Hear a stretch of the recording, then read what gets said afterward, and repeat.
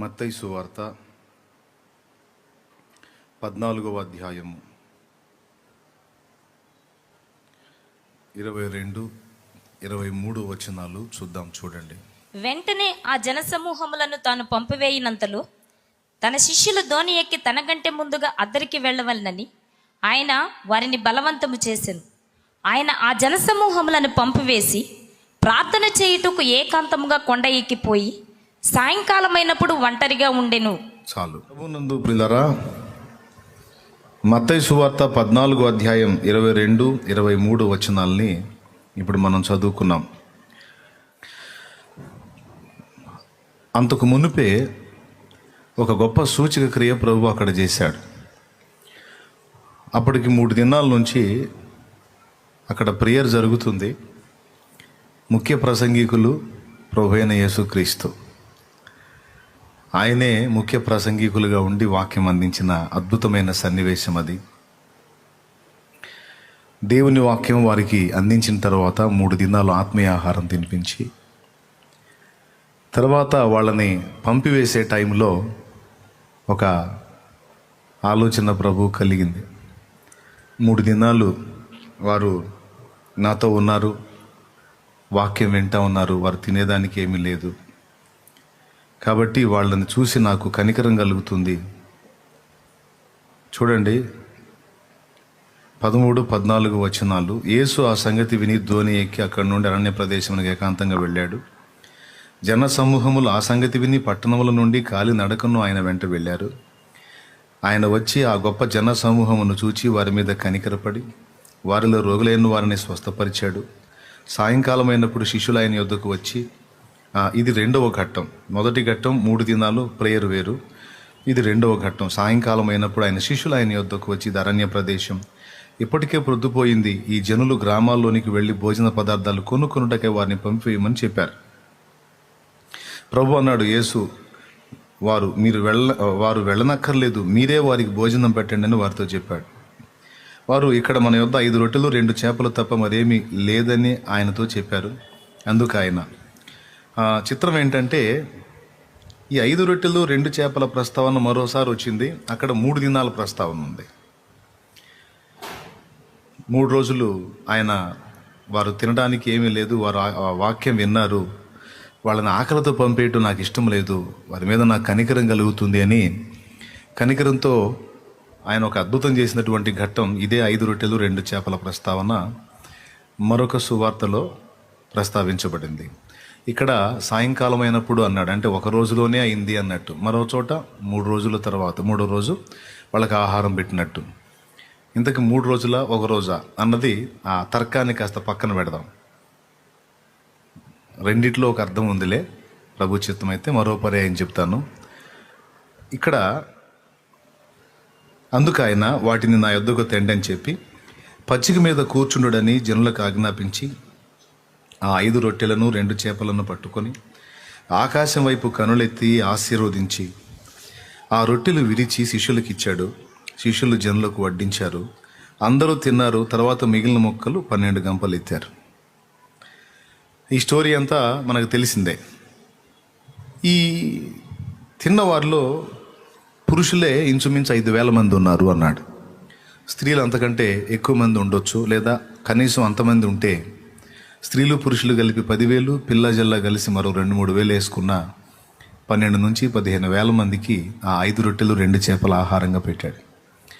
ఇది అయిపోయిన తర్వాత నేను ఎందుకు దాన్ని దాటి వస్తున్నానంటే, నేను చెప్పాలనుకున్న అంశం కింద ఉంది, అందుకని.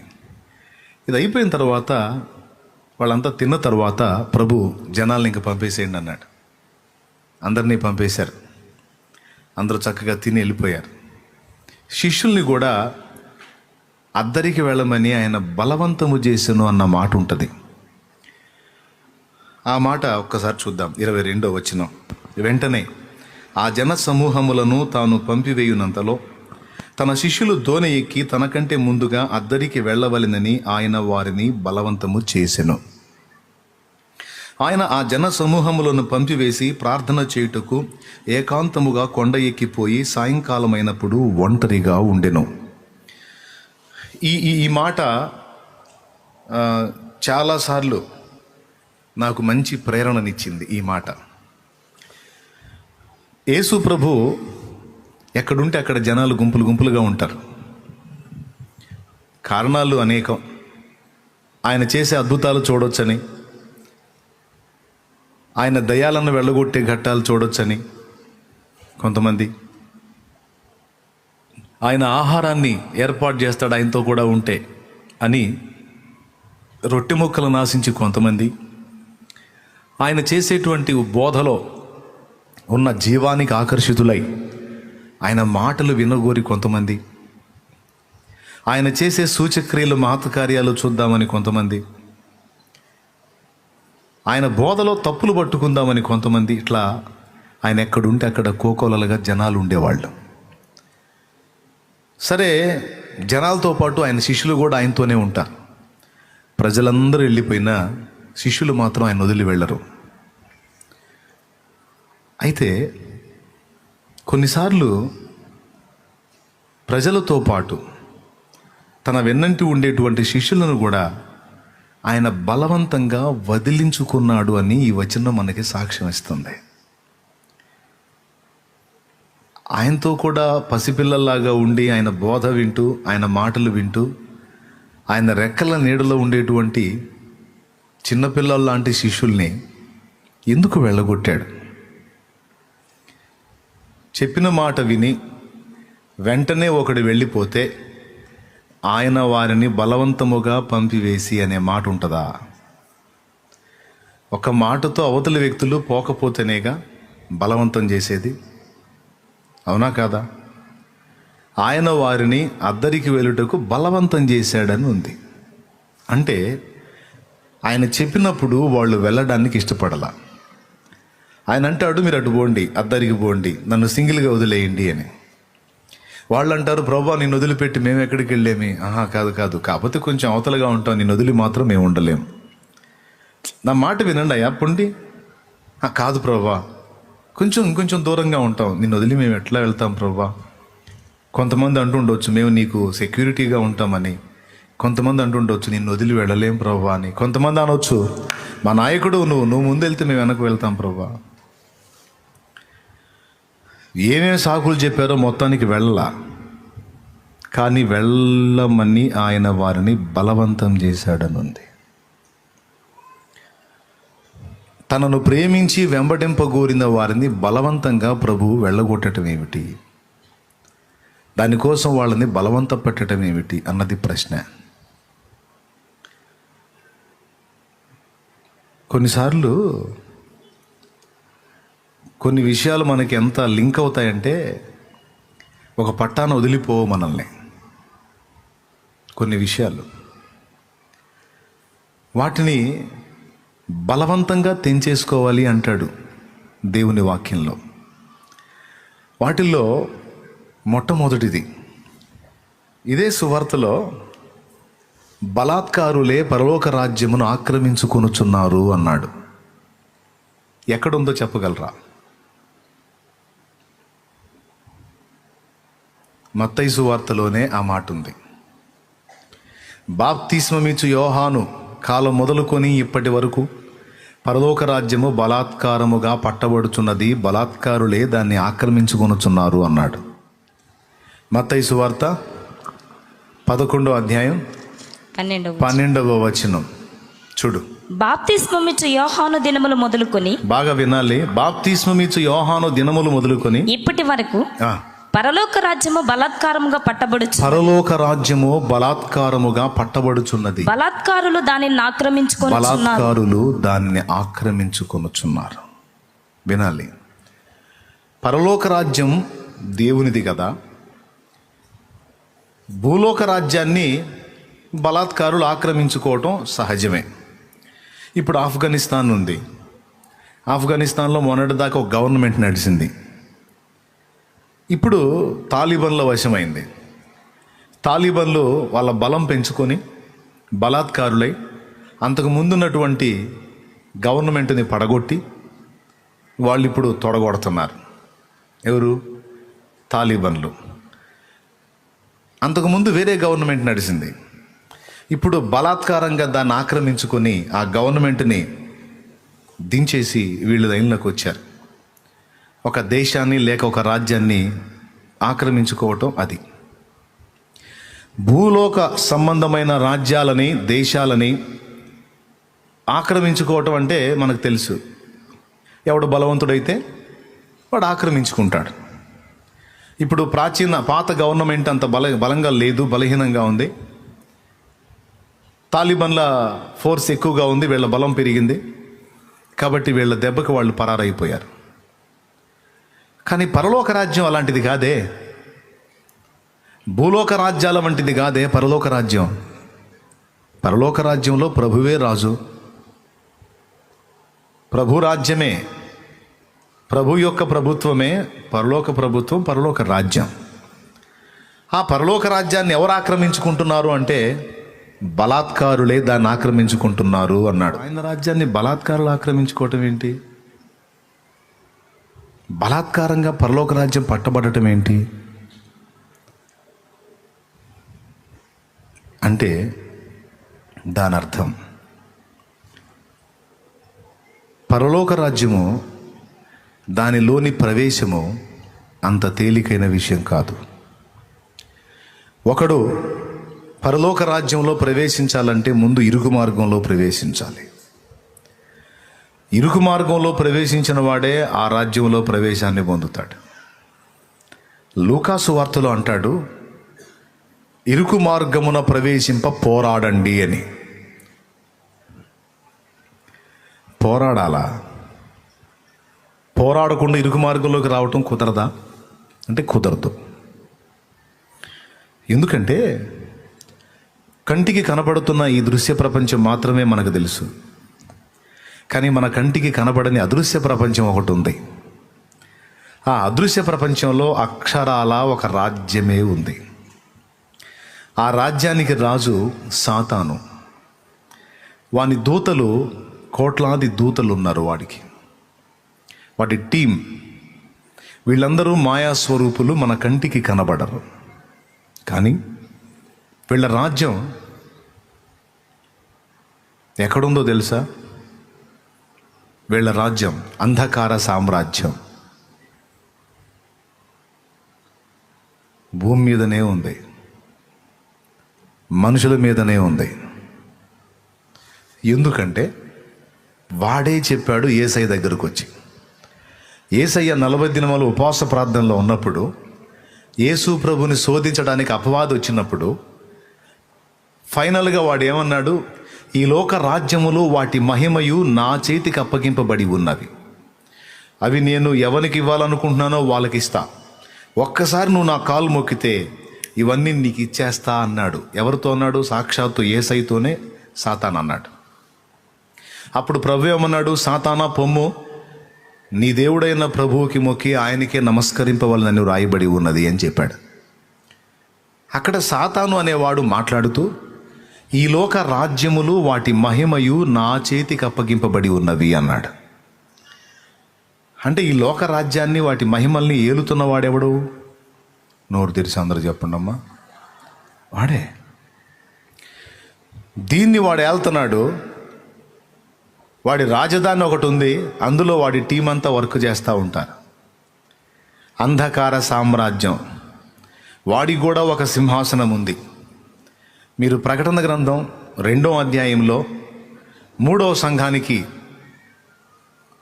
రాసేటువంటి ఉత్తరం, పెర్గములోనున్న సంఘపు దూతకి ఇలాగు రాయుము అని మొదలు పెడతాడు. అక్కడ సాతాను సింహాసనమున్న చోట నీవు ఉంటివి అనే మాట వాడతాడు. చూడండి, పెర్గములోనున్న సంఘపు దూతకి ఇలాగు వ్రాయుము. పెర్గములోనున్న సంఘపు దూతకి ఇలాగు రాయుము. వాడి అయిన 2 అంచులు గల ఖడ్గము గలవాడు చెప్పు సంగతులేవనగా. పాపం 2వ అధ్యాయం వచనం చెబితే వాళ్ళు కూడా చూసుకుంటారు. 12వ వచనం. 12వ వచనమా? అదంట చూసుకోండి అమ్మా. ఇప్పుడు చూడండి, మీరు మక్కాయికి ఎన్నిసార్లు చెప్పిన వచనం చదవట్లా. చదువమ్మా. సాతాను సింహాసనమున్న స్థలములో నీవు కాపురం ఉన్నావని నేను ఎరుగుదును. సింహాసనమున్న స్థలములో నువ్వు కాపురం ఉన్నావు అన్నాడు. అంటే అక్కడ ఏం అర్థమవుతుందంటే సాతానుకు ఒక సింహాసనం ఉంది అని అర్థమవుతుంది. ఎఫెసీ పత్రిక 6వ అధ్యాయం 12వ వచనంలో వాడి సమూహము వాడి సైన్యము గుంపులు గుంపులుగా ఆకాశ మండలంలో ఉన్నారు అనే మాట చెప్పాడు.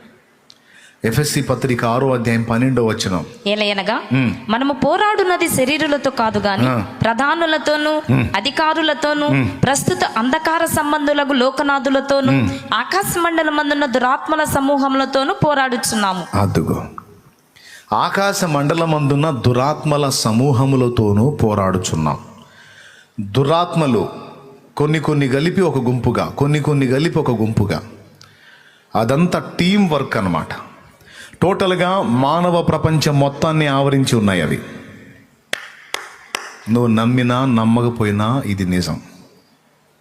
నీ కంటికి కనబడనంత మాత్రాన ఏమీ లేదని భ్రమించొద్దు. కంటికి కనబడేదే ప్రపంచం అని అనుకోవద్దు. కంటికి కనబడుతున్న ఈ దృశ్య ప్రపంచం కంటికి కనబడని ఒక అదృశ్య ప్రపంచాన్ని కూడా కలిగి ఉంది. ఆ అదృశ్య ప్రపంచంలో ఉన్న వ్యక్తులు మాయాస్వరూపులు. వాళ్ళ నాయకుడు సాతాను అని బైబిల్ చెప్పింది. వాడి నాయకత్వం కింద ఉన్న వాళ్ళందరూ కూడా పడద్రోయబడిన దేవదూతలు దురాత్మలుగా మారారు, దుష్టాత్మలుగా మారారు. వాళ్ళు భూమండలాన్ని ఆక్రమించుకున్నారు.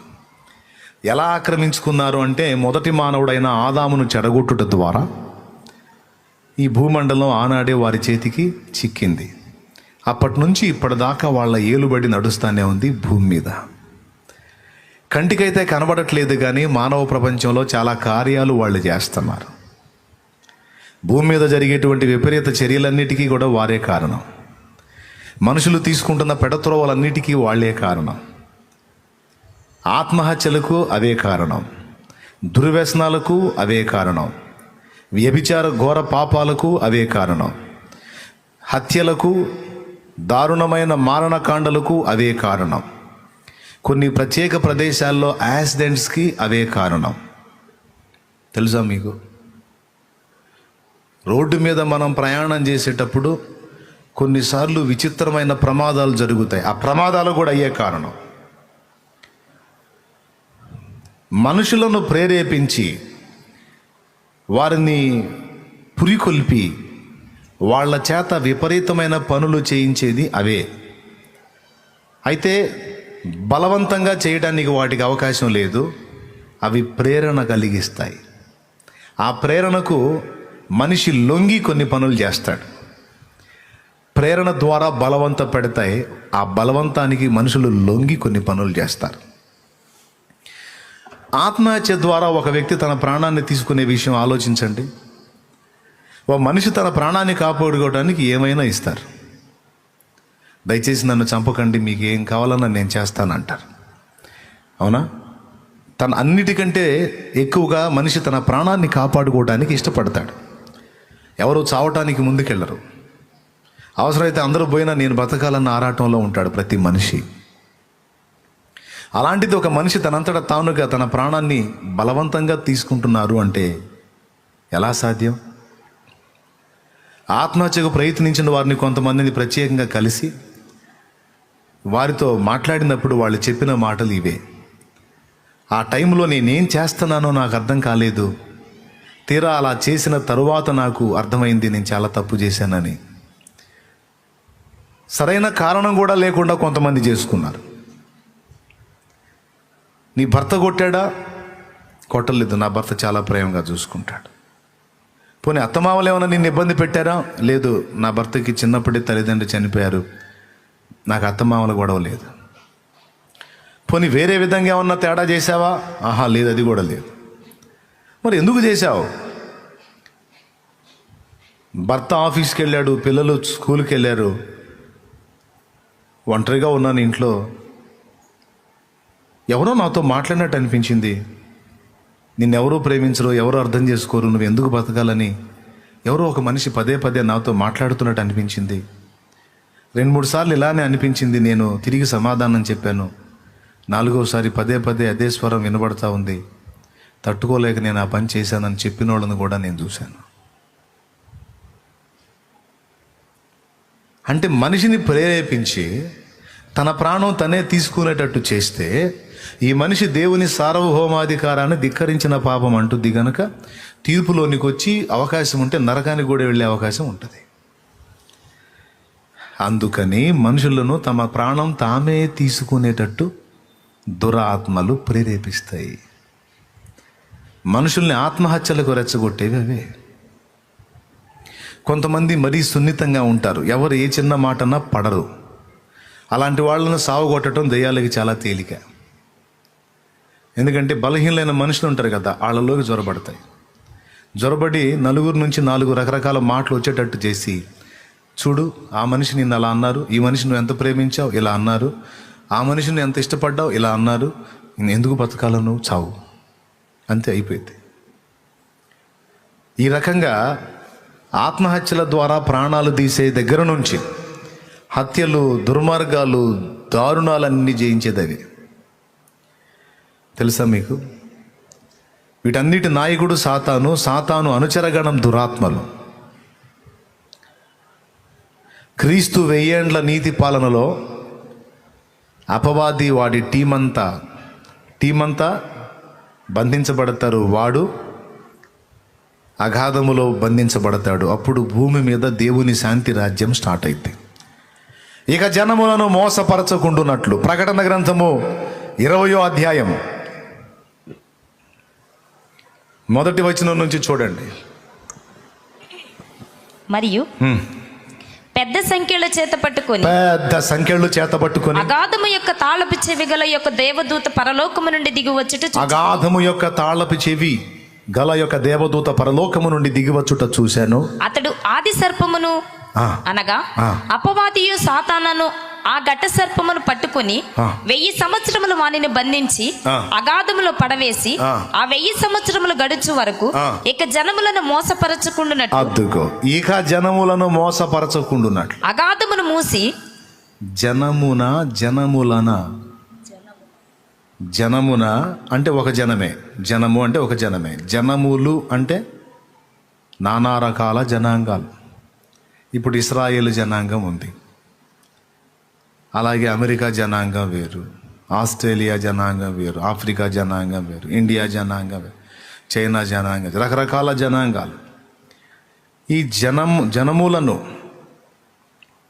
అంటే అందరినీ మోసపుచ్చాడని ప్రకటన గ్రంథము 12వ అధ్యాయము 9వ వచనంలో కూడా ఉంది. ప్రకటన గ్రంథము 12:9 కాగా సర్వలోకమును మోసపుచ్చుచు, అదిగో సర్వలోకమును మోసపుచ్చుచు అపవాదనియు సాతాననియు పేరుగల ఆది సర్పమైన ఆ మహాఘట సర్పము పడద్రోయబడెను. అది భూమి మీద పడద్రోయబడెను, దాని దూతలు వానితో కూడా పడద్రోయబడిరి. అదుగో దాని దూతలు. అది ఏమండి, ఇన్ని వచనాలు బైబిల్లో ఉంటే ఇది అబద్ధమా? వాడు ఉన్నాడా లేదా? ఎక్కడున్నాడు? భూమి మీద. వాడి దూతలు ఎక్కడున్నారు? మరి నీకు కనపడ్డారా? ఎప్పుడన్నా నీకు కనపడ్డారా? కనపడకుండానే భూమి మీద చాలా పనులు చేస్తున్నారు. ఆ చేసే పనుల్లో మొట్టమొదటగా చెప్పాలంటే అందరినీ మోసపుచ్చుచున్నారు. త్రాగే భర్తనే చూస్తావు కానీ ఆ త్రాగుడికి వానిని నిరంతరం ప్రేరేపిస్తున్న దురాత్మ నీకు కనపడదు.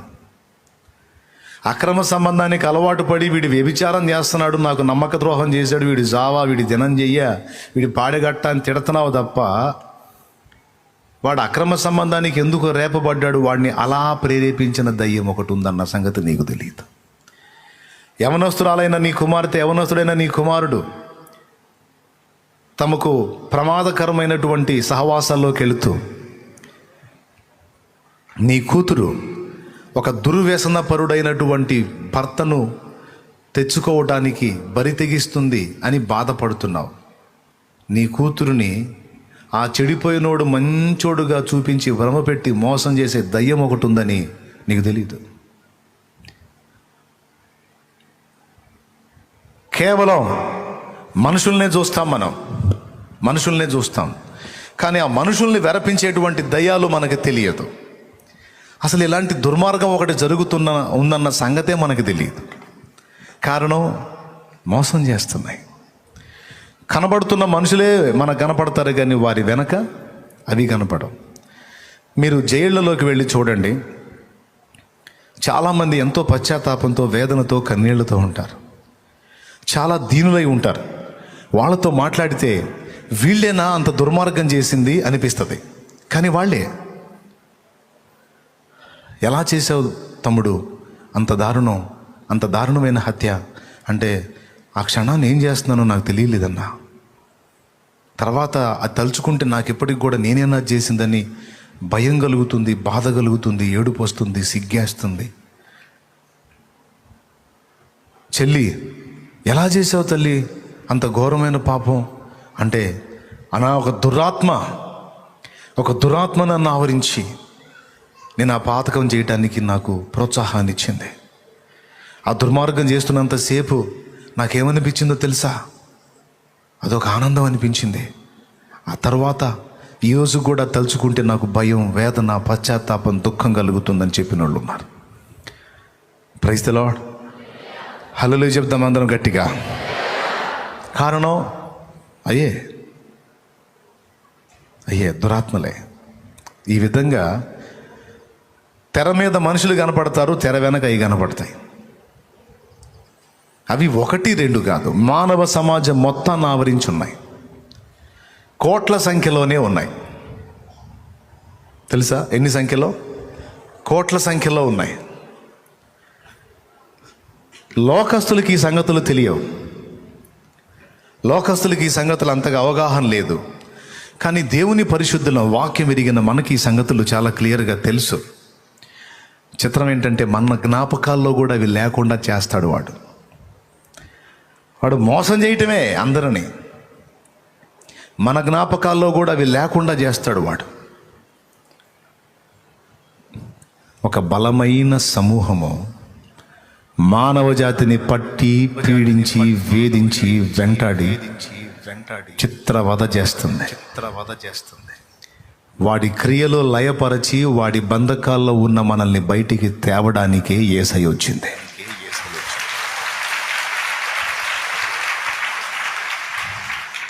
యేసయ్య ఎందుకు వచ్చాడు అంటే అనేక కారణాలు. వాటిల్లో ఒకటి, అపవాది క్రియల్లో లయపరచుటకే ఆయన వచ్చెను అని ఉంది. కాబట్టి పాపంలో నువ్వు ఉన్నంతసేపు అవి నిన్ను గదిలించవు. చెడిపోయిన జీవితంలో ఉన్నంతసేపు అవి నీ జోలికి రావు. ఎందుకంటే నాశన మార్గంలో ఉన్నావు గనుక వాటికి ఆనందమే. ఎప్పుడైతే నీ దృష్టి దేవుని వైపుకు మళ్ళిద్దో, దేవుని గురించి ఆలోచించడం మొదలు పెడతావో, ఆ ఆలోచనలు నీలో నుండి తొలగిపోవడానికి ఎంత దాడి అవసరమో అంత దాడి అవి చేస్తాయి. అసలు దేవుని సన్నిధికి వెళ్లకుండానే నీకు ఆటంకాలు ఎదురవుతాయి. అయినా బలవంతంగా నువ్వు దేవుని సన్నిధికి వెళితే, సరే వెళితే వెళ్ళావు, రక్షణ పొందొద్దు అని, రక్షణ పొందకుండా అవరోధాలు ఎదురవుతాయి. ఇప్పుడు నువ్వు రక్షణ పొందితే నీ ఇంటి వాళ్ళకు వచ్చిన నష్టం ఏంటి? నీ స్నేహితునికి వచ్చిన నష్టం ఏంటి? కానీ వాడు ఎంత ఫీల్ అవుతాడో తెలుసా? నువ్వు రక్షణ పొందుతానంటే వాడు ఆస్తులు ఏదో కరిగిపోతున్నట్టు వాడు లబలబలబలబలాడతాడు. కారణం ఏంటో తెలుసా? పాపం వాడికి తెలియదు. దయ్యం చేత వాడు శోధింపబడి నిన్ను శోధిస్తున్నాడని, దురాత్మ చేత ఆమె శోధింపబడి నీ రక్షణను ఆటంకపరిచి నిన్ను పాడు చేయడానికి తను వాడబడుతున్న సంగతి ఆమెకి తెలియదు. చర్చికి వెళ్ళావు కానీ బాప్తీసం ఇప్పుడే తీసుకోవాలి. అరే, నేను బాప్తీసం తీసుకుంటే నీ ఆస్తులు ఏం పోయినాయి? ఎందుకైనా మంచిది వద్దులే అంటే ఆ మనిషి కాదు మాట్లాడుతుంది, ఆ మనిషిని ఒక దురాత్మ ప్రేరేపిస్తుంది. ఎవరి మాట వింటే నువ్వు బెండ్ అవుతావో ఆ మనిషి నుంచి నీకు ఆ మాట వచ్చేటట్టు చేస్తుంది. తెలుసా? పెద్ద కుట్ర అన్నమాట అది. అందుకే యేసయ్య చెప్పాడు, ఇరుకు మార్గమున ప్రవేశింప పోరాడండి. లూకాసు వార్త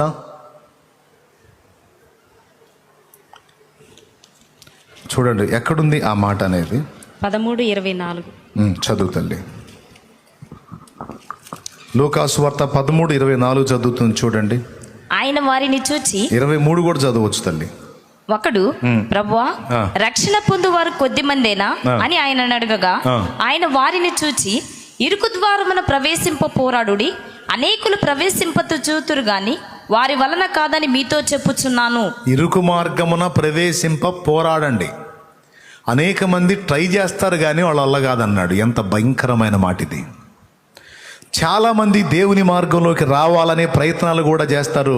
ఒక్కొక్క వారం వచ్చి కూడా కూర్చుంటారు, కానీ వాళ్ళు కొనసాగలేరు.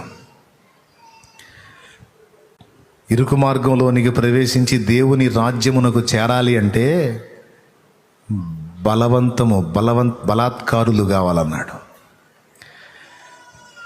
బలాత్కారముగా ప్రవేశించాలి తప్ప సామాన్యంగా ఎంటర్ అవడానికి లేదన్నాడు.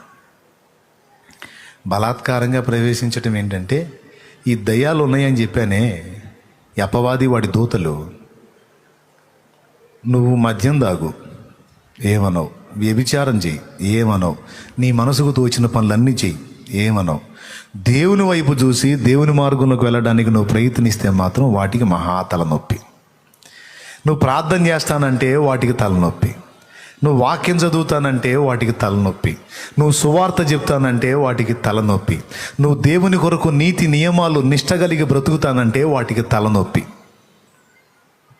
అందుకని ఇలాంటి పనులకు నువ్వు పూనుకున్నప్పుడు నిన్ను చెడగొట్టటమే వాటి డ్యూటీ. ఇప్పుడు అసలు దెయ్యాలకి డ్యూటీ ఎక్కడ అంటే లోకంలో అన్యుల దగ్గర కాదు, వాళ్ళు ఆల్రెడీ బుక్ అయి ఉన్నారు. వాళ్ళ దగ్గర ఏం పని వాటికి? మర్రి చెట్టు త్వరల్లో కూడా కాదు, పాడుపడ్డ బంగాళాల్లో కూడా కాదు. అక్కడ ఎవడున్నాడు? వాటికి ఏం పని అక్కడ?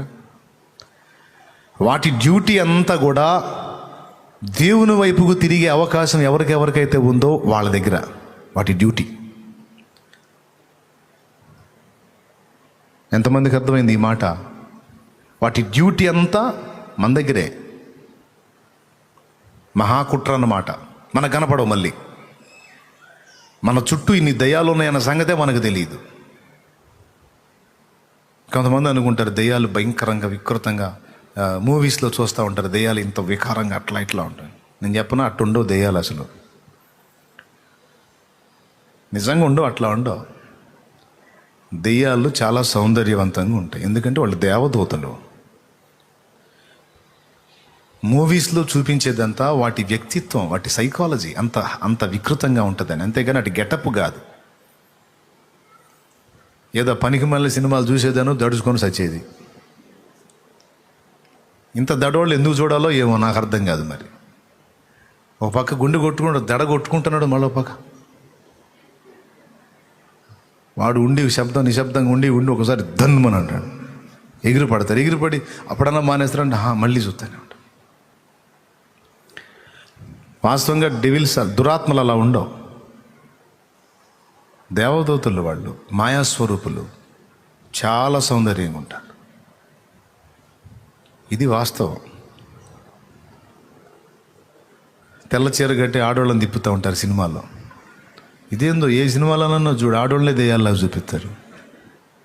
నాకు తెలిసి అది తీసేవాళ్ళందరూ భార్య బాధితులేమని నా డౌటు. ఏ మూవీ అన్నా చూడు, దెయ్యాన్ని చూపిస్తే ఆడవానికి చీర కట్టి తెల్ల చీర కట్టి చీకట్లో తిప్పుతూ ఉంటా. అంటే పురుషుడిని అట్లా చూపించడానికి అంత భీకరంగా ఉండడు, కానీ స్త్రీకి ఆ ఛాన్స్ ఉందన్నమాట. జుట్టు విరబోసి గాలిగా జుట్టు ఎగురుతా, అవునా కదా? సినిమాలు అందరూ లేదు, ఆడవాళ్ళని దెయ్యాల్లా చూపిస్తారు.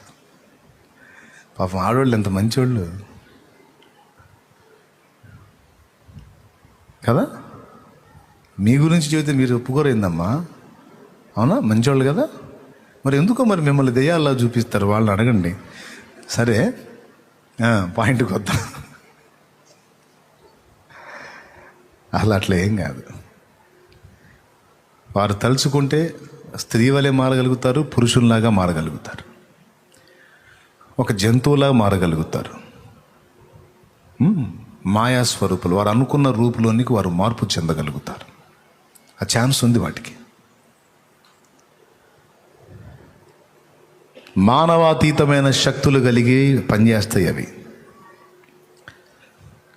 అవి నువ్వు దేవుని రాజ్యంలోకి ప్రవేశించకుండా కృషి చేసి సాతానుగాడి ఉచ్చులోనే నువ్వు బతుకుకాలం ఉండేటట్టు జాగ్రత్త చేయటమే వాటి డ్యూటీ. అందుకని అసలు దేవుని వాక్యం వినకుండానే నిన్ను జాగ్రత్త చేస్తాయి. ఒకవేళ విని నువ్వేదన్నా కాస్త దేవుని వైపు ఆకర్షింపబడితే రక్షణ పొందకుండా అడ్డగిస్తాయి. రక్షణ కూడా పొంది దేవుని మార్గంలోకి వెళ్ళిపోయావనుకో, ఇక అంతటితో వదిలిపెట్టవు. మళ్ళా వెనక్కి తీసుకొని రావడానికి శతవిధాల ప్రయత్నాలు చేస్తాయి. అందుకే పరలోక రాజ్యములో కోరిన వారికి, దేవభక్తి సాధన కోరిన వారికి ఖచ్చితముగా ఒక లక్షణం ఉండాలి. ఆ లక్షణమే బలవంతముగా వదిలించుకునే లక్షణం, బలాత్కారుల లక్షణం. బలాత్కారం అంటే ఆడపిల్లల్ని కొంతమంది వెధవలు చేసేది కాదు, ఆ బలాత్కారం కాదు. బలవంతంగా కొన్నిటిని వదిలించుకునే తత్వాన్ని అలవరుచుకోవాలి. అప్పుడే భక్తి సాధన సాధ్యం, లేకపోతే సాధ్యం కాదు. ఉదాహరణకి, ఎప్పుడైతే నువ్వు దేవుని మార్గంలోకి వెళ్ళాలనుకుంటావో అక్కయ్య, వినక్కయ్య జాగ్రత్తగా, ఇక వాడు ఎంటర్ అవుతాడు, కులస్తుల్ని రేపుతాడు. ఇప్పుడు నువ్వు చర్చికి పోతే వాళ్ళకు వచ్చిన రోగం ఏంది? మనమేంది, మన క్యాస్ట్ ఏంది, మన ఆస్ అయితే, మనం ఈ పీస్ అయితే, నువ్వేంది అసలు, నువ్వు చర్చికి పోవటం ఏంది, నువ్వు ఆడు కూర్చోవటం ఏంది అని ఎక్కడెక్కడ వాళ్ళల్లా వచ్చి మాట్లాడతారు. పాపం వాళ్ళకి తెలియదు, దురాత్మలు వారిని ప్రేరేపిస్తున్నాయి.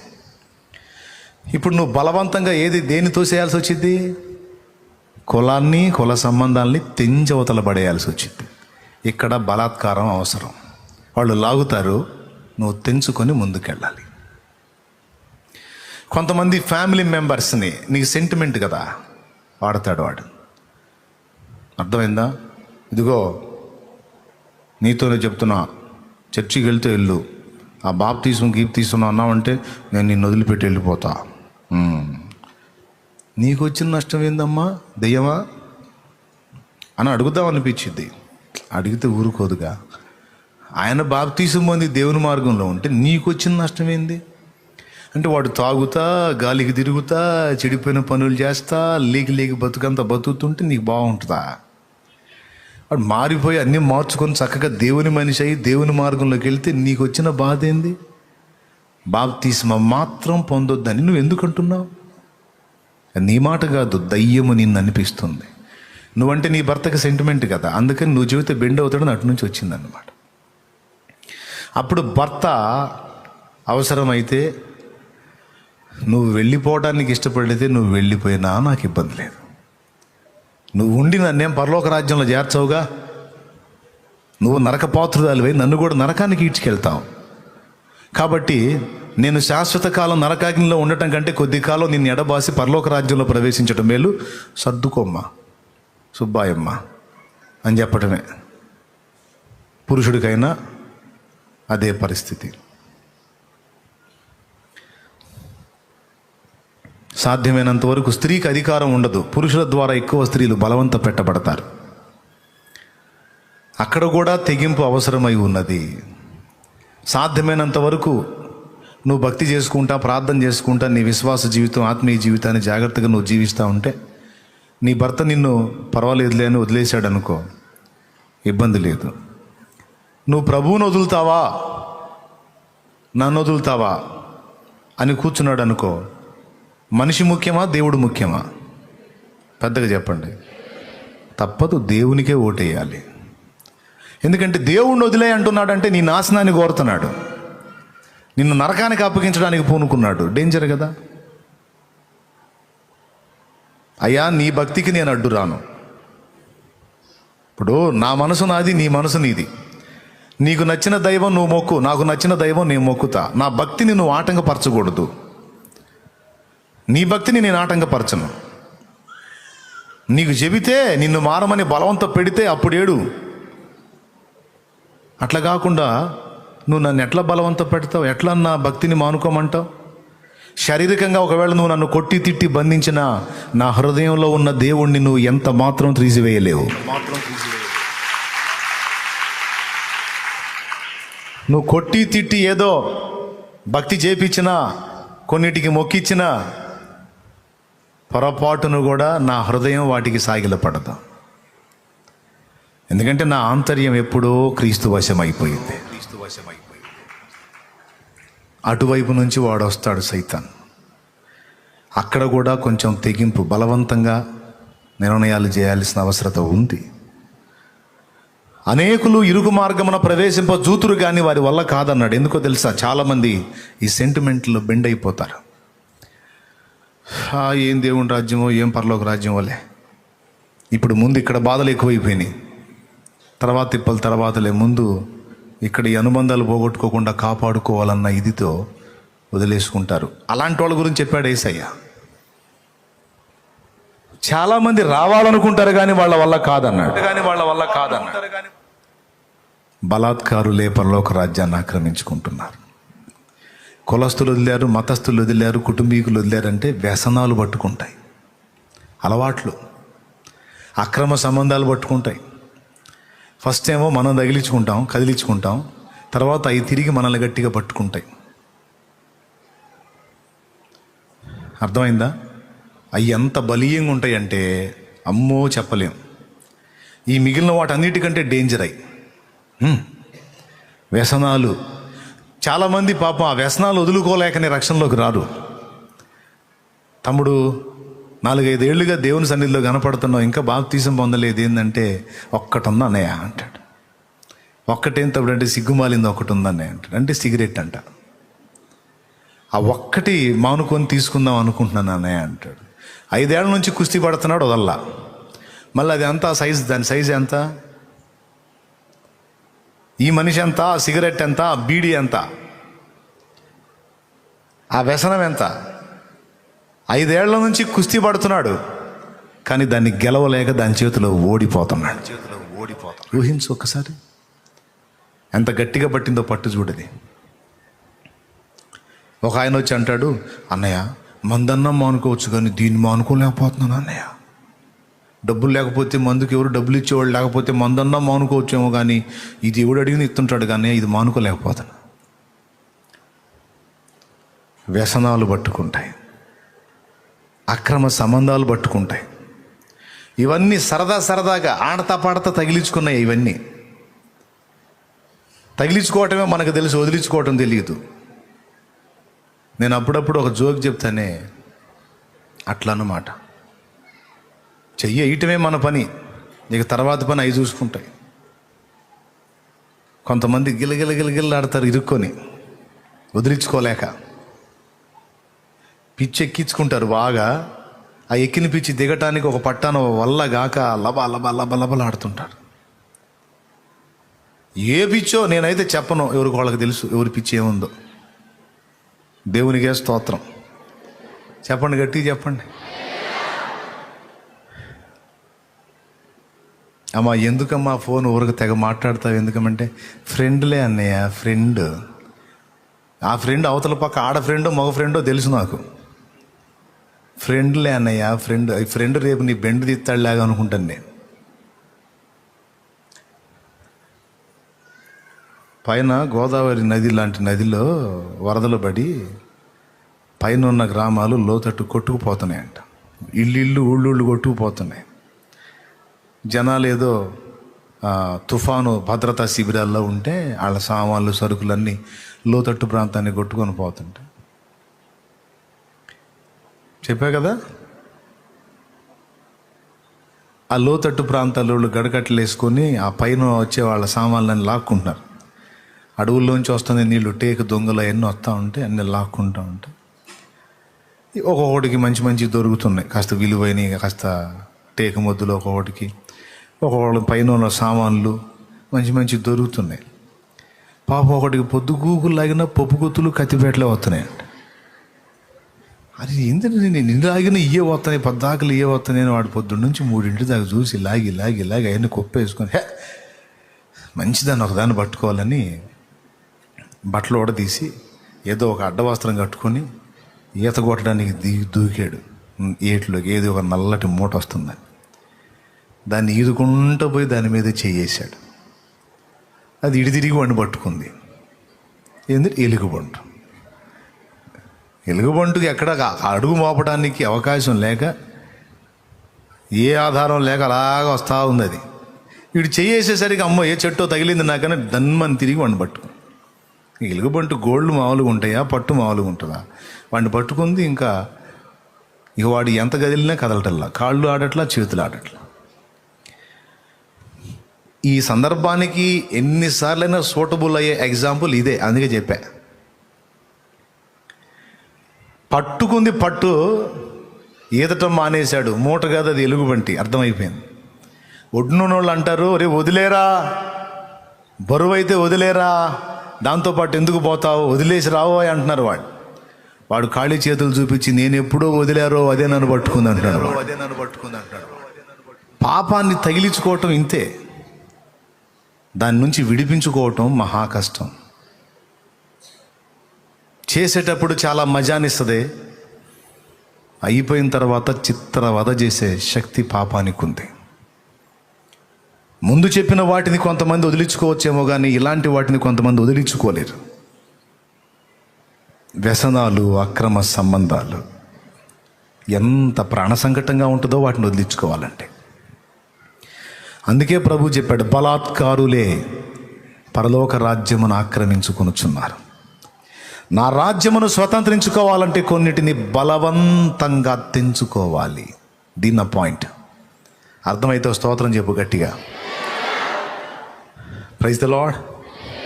కొన్నిటిని బలవంతంగా తెంచుకోవాలి.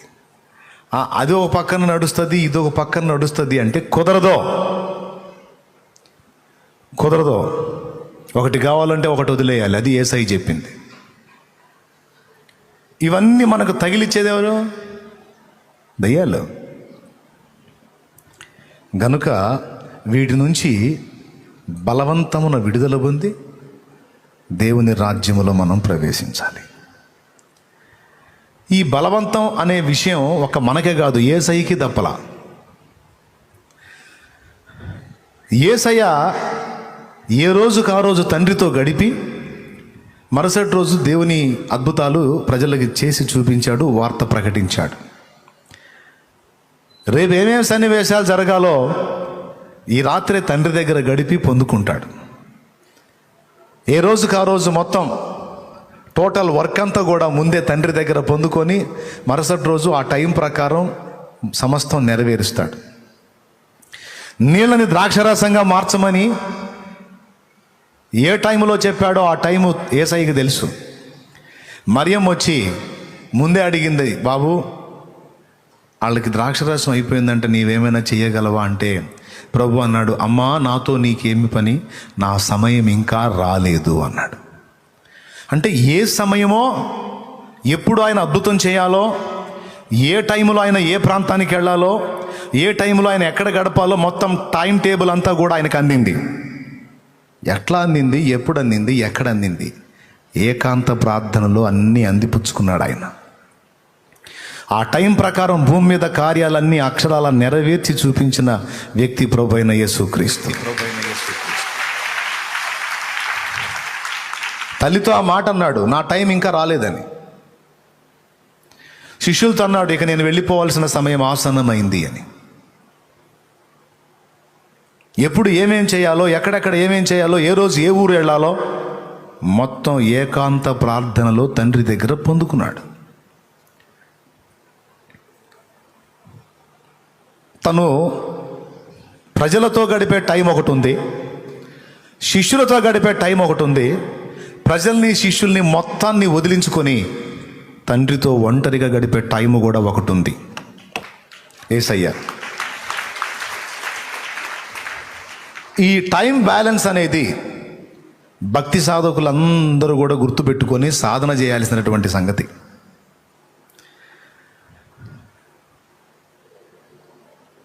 ఇప్పుడు శిష్యులతో ఆయన గడపటం, శిష్యులకు కొన్ని సంగతులు నేర్పటం దేవుని పనా కాదా?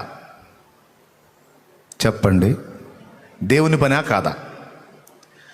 సమాజంలోకి వెళ్ళి ప్రజలకు సువార్త ప్రకటించటం దేవుని పనా కాదా?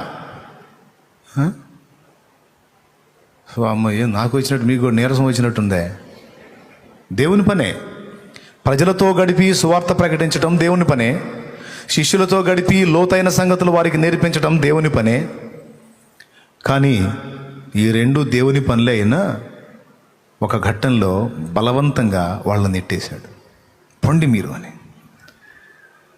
ఎప్పుడు రండి కూర్చోండి వినండి అనే ప్రభు పొండి అని ఎందుకు మాట్లాడుతున్నాడు అంటే అది ఆయన తండ్రితో గడపవలసిన సమయం, ఆయన ఒంటరిగా ఉండవలసిన సమయం. ఈ బలవంతముగా పంపివేయటం, బలవంతంగా వదిలించుకోవటం అనేది మనందరం తప్పనిసరిగా కలిగి ఉండాల్సినటువంటి లక్షణం. కొన్ని బలీయంగా పట్టుకుంటాయి. ప్రజలు ఒక పట్టాన వదలరు మనల్ని, వదిలించుకోవాలి. పరిస్థితులు ఒక పట్టాన వదలవు మనల్ని, వదిలించుకోవాలి. కొంతమంది సమీపస్తులు ఒక పట్టాన వదలరు మనల్ని, వదిలించుకోవాలి. ఈ మధ్య అందరిని అన్నిటికంటే ఎక్కువగా ఒక వస్తువు పట్టింది, పెద్ద దెయ్యంలాగా. ఏమిటా వస్తువు? పెద్దగా చెబితే ఏదో సంతోషపడతాను, పెద్దగా.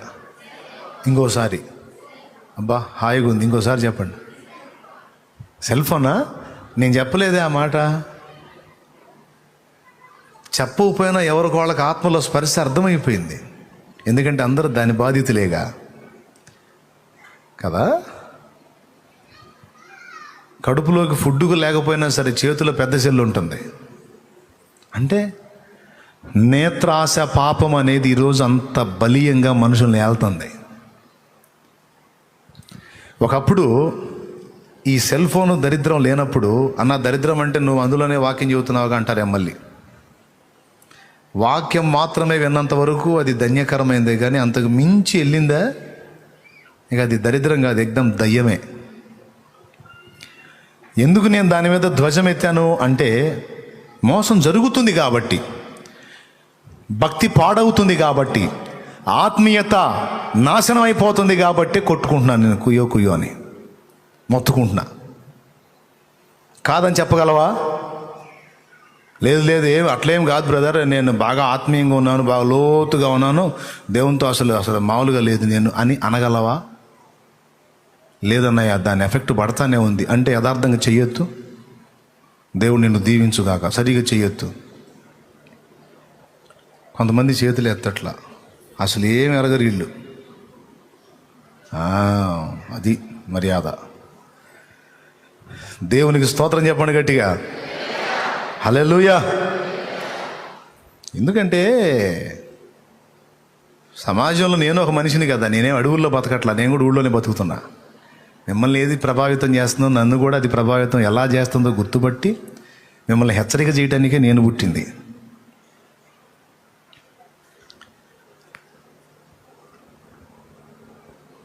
ఒక దయ్యము కానీ పట్టినట్టు పట్టి పీడిస్తూ ఉంది. ఇప్పుడు నేను చెప్పేటప్పుడు నిజమే అనిపిస్తుందా? కూటం అయిపోయి ఒక గంట గడిచిన తర్వాత ఆటోమేటిక్గా చెయ్యి దాని మీదకి పోయింది. అంటే ఎంత బలీయంగా పట్టింది, జలగబట్టినట్టు పట్టింది. జలగనన్నా ఏదో చేసి తీసి పడేయచ్చు, ఇది జలగ కంటే ప్రమాదంగా తయారైంది. వంకేమో భక్తి అని, వంకేమో దేవుని వాక్యం అని, కానీ అది ఎప్పుడో ఒకసారి చూసేది. ఏది నాకు చెప్పటానికి, ఇక మిగిలిందంతా లోక సంబంధమైన చెత్తే. ఏది కావాలంటే అది. ఈరోజు కుటుంబంలోని బాంధవ్యాలు తెగిపోయాయి, ప్రాబ్లం లేదు. అది దేవునితో సంబంధాన్ని కూడా తెంచేస్తుంది. అది నా బాధ. ఈ దరిద్రం లేనప్పుడు చక్కగా బైబిల్ ముందేసుకొని గంటలు బైబిల్ చదివినా ఇంకా టైం ఉండేది. ఇప్పుడు ఎవరినన్నా కదిలిచ్చు, టైం కుదరట్లేదు బ్రదర్, బిజీగా ఉంటుంది.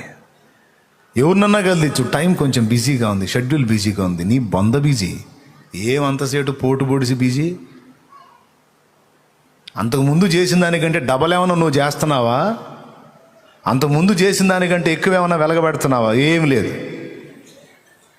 కాకపోతే ఒక నిర్జీవ వస్తువులో ముఖం పెట్టి గంటలు నీ టైం అంతా సర్వనాశనం చేసుకుంటున్నావు. నా మాట విని పోతే పోయింది. ఈరోజు ఆదివారం కదా, మళ్ళా వాక్యం వచ్చేది మనది బుధవారం కదా. రేపు ఈరోజు నుంచి మొదలు పెట్టండి. ఈరోజు ఆ సెల్ ఫోను స్విచ్ ఆఫ్ చేసి ఓ పక్క పడేయండి. అంటే నాకు ఫోన్లు వస్తాయన్నా అంటానేమో. అట్లయితే ఈ కీప్యాడ్ ఫోన్ ఉంటుంది, 1200 పెట్టినా వచ్చింది. మరి అంత కూడా నేను పెట్టలేనంటే సెకండ్ హ్యాండ్లో 600 పెట్టినా వచ్చింది, 500 కూడా ఉంది. ఓవర్ యాక్షన్ చేయొద్దు. కొంతమంది ఓవర్ యాక్షన్, 1200 కూడా లేవన్నయ్య నా దగ్గర, మరి ఇంత పెద్ద చెల్లి ఎట్టుందమ్మా, అదంటే దేవుడు ఇచ్చాడు అన్నయ్య. బాగా చూసి బాగా చూడమ్మా, ఏడాడి అన్ని దరిద్రం అంతా చూడమ్మా అని దేవుడు ఇచ్చాడు. Over action.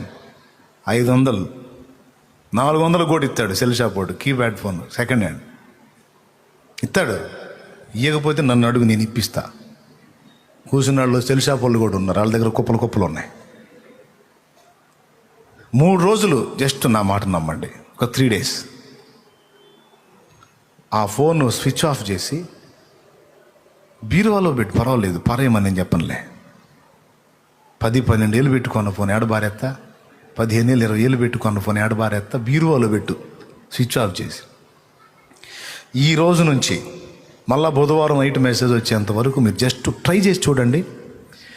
ఎంత టైం నీకు ఖాళీగా కనపడుతుంటుందో చూడు. నువ్వు అన్ని పనులు చక్కబెట్టుకోగా కూడా బోల్డ్ అంత ఖాళీ టైము నీ కళ్ళ ముందు కనపడకపోతే అప్పుడు అను. ఎంతమందికి అర్థమైంది నేను చెప్పిన మాట? అర్థమైతే చేయొద్దు. ట్రై చేసి చూస్తావా? ప్రయత్నించి చూస్తావా? దమ్ముందా? దమ్ముంటే సయ్యా? హలో, మీరు దమ్ముంటే సయ్యానా? మరి మీరు చెప్పండి అమ్మా, మీకు దమ్ముందా? తప్పకుండా ఈరోజే మొదలు పెడతానని చేయొద్దు. 3 రోజులు అక్క 3 రోజులు అక్క, నీ సెల్లు నువ్వు చూడక్క ఎంత దరిద్రంగా తయారయ్యావో. నువ్వు 3 రోజులు వదలలేకపోతున్నావు అక్క. దాన్ని అయస్కాంతపు శక్తి లాగుతుందక్క. దయ్యం బాగా ఎక్కిందక్క నీకు. అన్నా బాగా ఎక్కిందన్నా, అంత తేలిక వదలట్లేదన్నది. ఒక 3 రోజులన్నా డింగుమని చెయ్యి లేచిద్దేమో అని చూస్తే అసలు చెయ్యి లేవలేదేందన్నా. నువ్వెత్తన్నా చెయ్యి వదిలి పెడతావు 3 రోజులు. అరే పారేయొద్దు, స్విచ్ ఆఫ్ చేసి బీరువాలో పెట్టు. ఒకవేళ నీకు ఫోన్లో వస్తే ఏం కార్డు, సిమ్ కార్డు ఏందంటారు కదా, కీప్యాడ్ దానిలో పెట్టు దాన్ని. అంతసేపు ఫోన్లో వస్తే మాట్లాడు. చూడను అని తీర్మానం చేయి ఒక 3 days. లేదా ఇంకొక తీర్మానం అన్నా చెప్పని, ఫోన్ జస్ట్ ఫోన్కే వాడతాను ఇంకా చూడను అన్న తీర్మానం అన్నా చెయ్యి. సరే కీప్యాడ్ ఫోన్ ఏడగొంటాం లే, వదిలేసే, అది మాత్రం చూడను. ఈ రోజు నుంచి మళ్ళా బుధవారం కోటం వరకు ఈ 3 దినాలు జస్ట్ ఫోన్ మాట్లాడడానికే దాన్ని వాడతా. ఇక నేను దానిలో చూడను ఈ 3 days. ఇప్పుడు చేస్తుండక్క, ఇప్పుడు కూడా ఎత్తవు నువ్వు. ఒక అక్క చిన్నగా ఒకరిని చూసి అందరు లేపారులే, మనకు కూడా ఇబ్బంది ఏం లేదు అన్నట్టు లేపుతారు చేతులు. అన్నా మీరు చెప్పండి అన్న, ఒక 3 days అసలు ఎంత టైం ఉంటుందో చూడు. నీ పనులన్నీ చక్కబెట్టుకోగా కూడా నీకు బోల్డ్ అంత ఖాళీ టైం ఉంటుంది. ఈ ఖాళీ టైముని నువ్వు దేవునితో గడపడానికి అద్భుతమైన రీతిని వాడుకోవచ్చు. విషయం ఏంటంటే అది ఒక్కొక్క మనిషిని భయంకరంగా పట్టింది. అది చాలా బలవంత పెట్టి మనుషుల్ని లోపరుచుకుంటుంది. దాన్ని వదిలించుకోవాలంటే ఇప్పుడు బలవంతంగా ట్రై చేయాల్సి వచ్చింది మనం. అది పిల్లలకదే, పెద్దోళ్ళకదే, ముసలోళ్ళకదే, కుర్రోళ్ళకదే, ఆడోళ్ళకదే, మగవాళ్ళకదే, ఎవరికోళ్ళు. అంతకుముందు టీవీ అన్ననయో అందరికి ఏదైనా పనులన్నీ అయిపోయిన తర్వాత ఏదో ఒకటి పెట్టి చూసేవాళ్ళు, అది వేరు. ఇప్పుడు ఎవరి సెల్లు వాళ్ళదే. అదేమంటే పిల్లలకి సెల్ ఫోన్ ఇచ్చి ఆన్లైన్ క్లాసులు. పాపం వాడు అచ్చంగా ఆన్లైన్ క్లాసే చూసి వదిలేస్తున్నాడా? నీ విచిత్రం చెప్పనా, ఆ మిగిలిన వాటి దెబ్బకి ఆన్లైన్ క్లాస్ కూడా ఎక్కట్లా వాడికి. నువ్వేమో ఆత్మానందం పరమానందం నువ్వు చూసినప్పుడు ఆన్లైన్ క్లాస్ అని పెట్టుకొని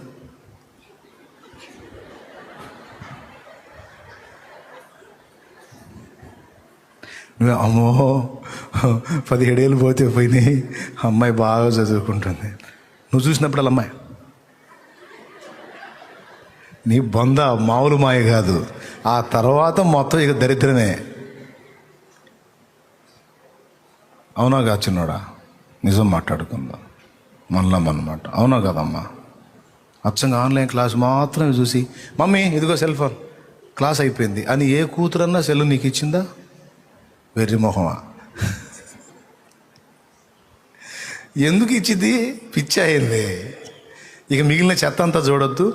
ఆ చెత్త అంతా చూసిన దెబ్బకి ఈ ఆన్లైన్ క్లాస్ అంతా వాగులో పడిపోయింది. ఈరోజు ఎంత భయానకంగా ఉంది పరిస్థితి అంటే వదిలించుకోవటానికే కష్టమైపోయింది. ఒక చిన్న వస్తువుని వదిలించుకోవటమే కష్టమైపోతే ఇక భక్తి సాధన ఎలా సాధ్యం? ప్రార్థనా జీవితం ఎలాగా? ఆత్మీయత ఎలాగా?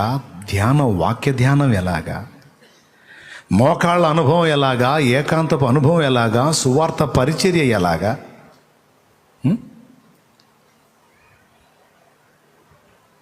సేవకులను కూడా వదల ఈ దెయ్యం అందరిని ఒక మత్తులను చేసి పడేసింది. ఒకప్పుడు పనులుంటే పనులు చక్క చేసేసుకొని 4 ఇళ్ళు ఒక దగ్గర ఉంటే 4 ఆడ స్త్రీలు కలిసి ఒక దగ్గర కూడుకొని ప్రార్థన చేసేవాళ్ళు. ఈరోజు ఏ అమ్మ ఏంటో ఆ అమ్మ సరిపోయా. కిచెన్లో పెట్టుకొని చూస్తా వంట చేస్తున్నా ఒక ఆమె. వాక్యం అయితే పర్వాలా, సీరియల్ అంట. మరి అది ఉప్పు పోసారో నూనె పోసారో కిరోసిన్ పోసారో కూడా అది అర్థం కాదు. ఆ వంట ఆ ఆహారంలో కిచెన్లో పెట్టుకొని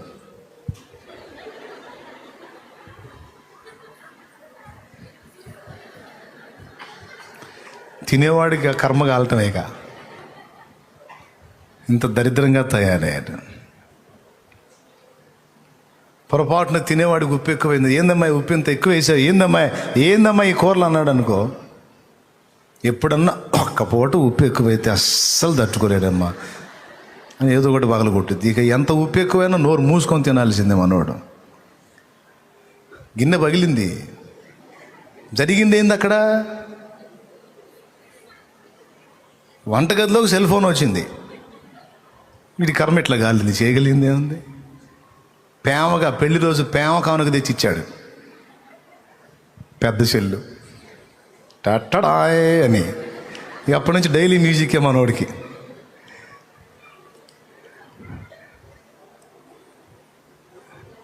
దేవునికి స్తోత్రం కలిగి శాలమని అవన్నీ ఎందుకన్నా వాక్యం చెప్పకుండా? అసలు ఇవన్నీ ఎందుకు నువ్వు అవన్నీ వాక్యం చెప్పకుండా? అబ్బా భక్తుడో భక్తురాలో వాక్యమా బంగారం వాయమ్మో ఏం వాక్యాసక్తి అమ్మా. వాక్యమే చెబుతున్నా, వాక్యంలో నుంచే చెబుతున్నా. కొన్ని బలవంతాన వదిలించుకోవాలి. బలవంతాన వదిలించుకోకపోతే నిన్ను బలవంత పెట్టి లోబరుచుకొని నాశనం వైపు నడిపిస్తాయి. మళ్ళా మొత్తుకొని చెప్తున్నా, భక్తి పాడవుతుంది, ఆత్మీయత చెడిపోతుంది, దేవునితో సంబంధం తెగిపోతుంది. బిడ్డలారా, దేవునితో ఒకప్పుడు నీకున్న అనుబంధం తెగిపోతుంది, దూరం అయిపోతుంది, పాపం ప్రవేశిస్తుంది, నేత్రాశని నేలతుంది, మోసం చేస్తున్నాడు శత్రువు. నీ విస్తారమైన టైంని వ్యర్థపుచ్చుతున్నాడు. నీ జీవిత కాలంలో అతి విలువైన టైం అంతా కేవలం వేస్ట్గా ఖర్చు అయ్యేటట్టు కుట్రబన్నాడు.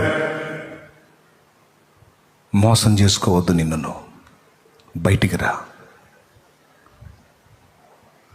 తండ్రితో నీవు ఏకం కావటానికి, దేవునితో నువ్వు కలుసుకోవటానికి ఏదేది నీకు అవరోధంగా ఉందో, ఏదేది నీకు అడ్డంకిగా ఉందో దాన్ని బలవంతాన తొలగించాలి. శిష్యులు ఒక పట్టాన వదల్లా ఆయన్ని, కానీ రాజీ పడలా.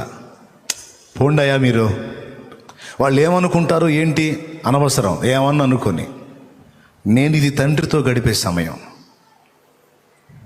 మా దేవునితో నేను టైం గడపకపోతే నేను ఎవ్వరికి ఉపయోగపడను. నేను ఇతరులకు ఉపయోగపడాలంటే నేను ముందు తండ్రిని కలుసుకోవాలి. ఆయన వారిని అద్దరికి వెళ్ళవని బలవంతం చేశాడు. పదండి మరో చోట రాయబడి ఉంటుంది, బలవంతముగా వారిని పంపివేసి. బలవంతంగా మనం వదిలించుకోవాల్సినవి కొన్ని ఉన్నాయి.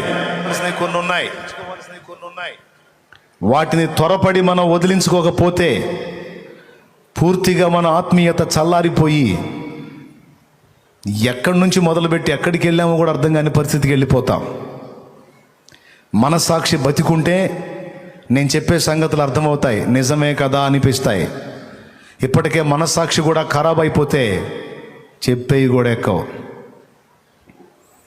పరలోక రాజ్యంలో ప్రవేశించడానికే బలాత్కారం అవసరమైతే, బలవంతం అవసరమైతే, ఇరుకు మార్గములో ప్రయాణానికి కూడా బలవంతముగా అడుగులు వేయటం అవసరం. శత్రుమూక నిన్ను ఆకర్షించడానికి రకరకాల వ్యూహాలు పన్ని నీ దృష్టిని మరల్చడానికి ఎన్నో ఎత్తుగడలేసి ఈ దశలో చాలామందిని చిత్తుగా ఓడించినాయి. అవి లోకపు మత్తును తెచ్చి ఒకప్పుడు నీలో ఉన్న ప్రార్థన, ఒకప్పుడు నీలో ఉన్న వాక్యాసక్తి, ఒకప్పుడు నీలో ఉన్న ఆత్మల భారం, ఒకప్పుడు నీలో ఉన్న ఏకాంత ప్రార్థన కొరకైనటువంటి తృష్ణ, ఒకప్పుడు నీలో ఉన్నటువంటి ఆత్మీయత, దేవుని కొరకైన ప్రేమ దాదాపు చల్లార్చినాయి. ఇది ఒప్పుకొని తీరాల్సిందే ఖచ్చితంగా. ఇకనన్నా సరి చేసుకుంటారని చెప్తున్నాను నేను. చాలా కాలం వేస్ట్ అయింది ఇప్పటికే. ఒక్కొక్కరిని ఒక్కొక్క టైపులో, ఈ వస్తువులకు చిక్కని వాళ్ళని ఇంకో టైపులో వాడు బుక్ చేసి కూర్చోబెట్టాడు. వాడి పనంతా మన దగ్గరే జరుగుతుంది, విశ్వాసుల దగ్గరే జరుగుతుంది, సేవకుల దగ్గరే జరుగుతుంది, సంఘాల దగ్గరే జరుగుతుంది. ఎందుకంటే వాడికి శత్రువులు మనమే కాబట్టి.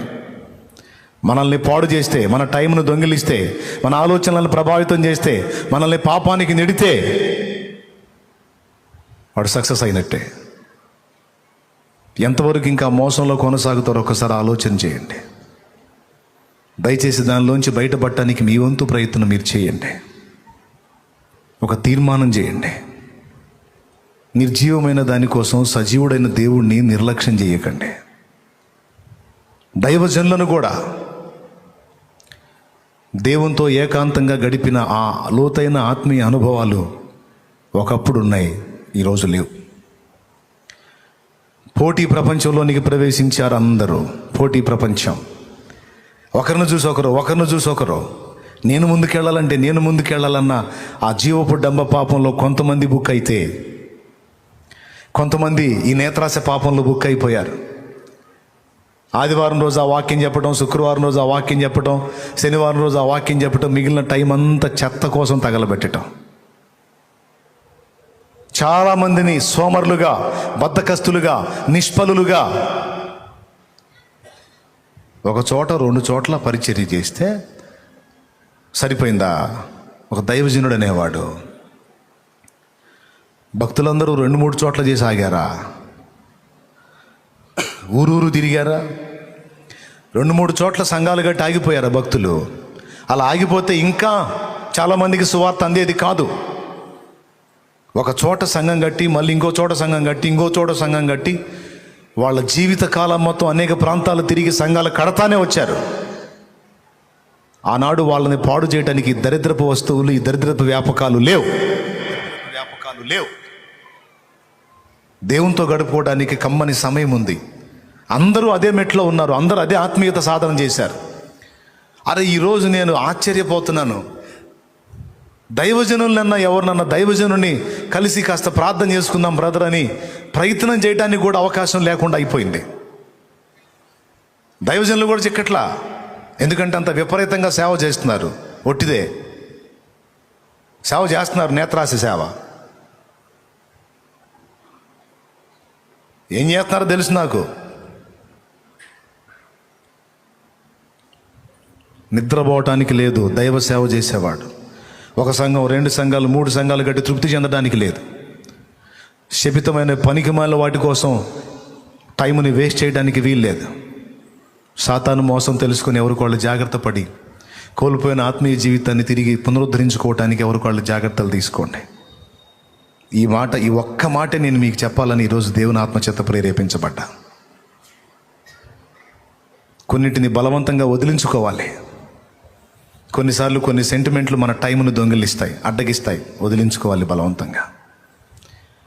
ఎవరికి వాళ్ళు మీరే ఆలోచన చేసుకోండి.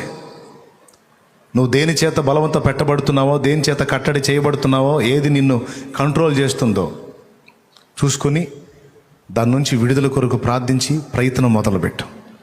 యుద్ధం ప్రకటించు. వాడు నిన్ను ఎక్కడ మోసగించి మత్తులో కూర్చోబెట్టాడో ఆ మత్తులోంచి బయటికి రా. సమయమును పోనీయక సద్వినియోగం చేసుకొనొచ్చు. అజ్ఞానుల వలె కాక జ్ఞానులుగా ఉండున్నట్లు జాగ్రత్త పడండి. ఇందు నిమిత్తం మీరు అవివేకులు కాక ప్రభు చిత్తం ఏమిటో గుర్తుపట్టి దాన్ని నెరవేర్చే దిశగా అడుగులు వేయండి. మీ టైము, మీ జీవితం సార్థకమవుతాయి. లేకపోతే రేపు చివరికి శూన్యం మిగులుతుంది. ఈ సంగతులు చెవులు గలవారు వినుగాక.